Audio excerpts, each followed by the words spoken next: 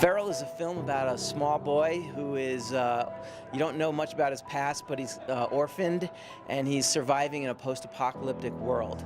And he encounters a woman who is also alone, and together they bond and try to survive in this unpleasant place. We call it bonding in dystopia. It's a short film, and so I'm doing something unusual with it actually, because I think there's more to be told with these stories. And so what I'm going to do is every year I'm going to make another chapter in the story of these characters, and in 6 years we'll have a feature-length film, kind of like Boyhood, where we get to see the child grow and develop over time. We shot this all in one night and went in there, and so the script that we were given didn't have dialogue. He had a little pointers on what he wanted us to talk about, but the movie's really about those spaces that fall in between the arguments that this couple's having as the relationship dissolves in front of you. Because there's no dialogue in the final film, there was a lot of opportunity to, let the characters kind of feel their way out.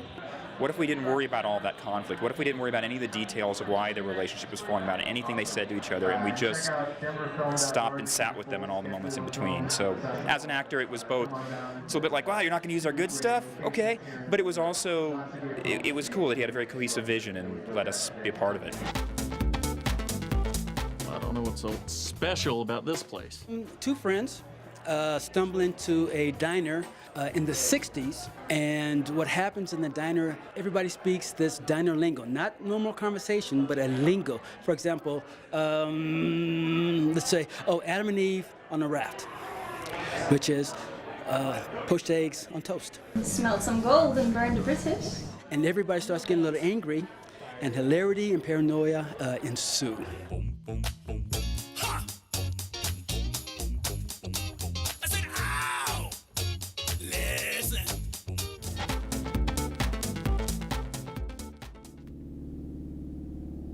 There's no dialogue.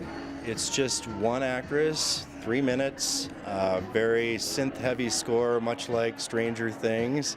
Catherine Grant was an amazing actress who worked with this live tarantula. She told us that she meditated on a baby kitten crawling up her arm during the scene, but she was amazing. Not trained at all. In fact, it was pretty young. Little baby tarantula, but of course the trickery of post and camera work, we were able to make it, larger than life. We shot it in black and white, 6K. It's a very sharp film, but I think it just shows that if you're resourceful and have the right equipment, you can create something beautiful for a couple $100 bucks.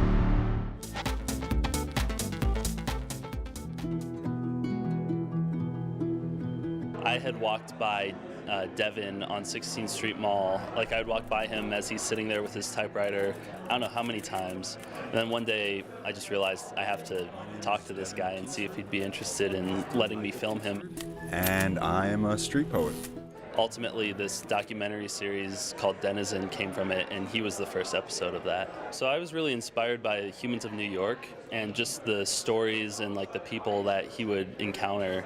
And it just really opens up so many different walks of lives and just makes you realize that everyone has a story as they're going about their life.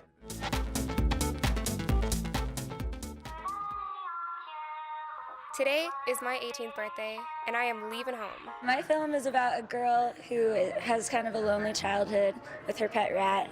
She moves out of her house with her pet rat and into an apartment and meets a bunch of quirky characters, and they become her new rat nest. I have, when I write, I really write a lot of very unusual characters, and I really like the idea of life in apartment buildings.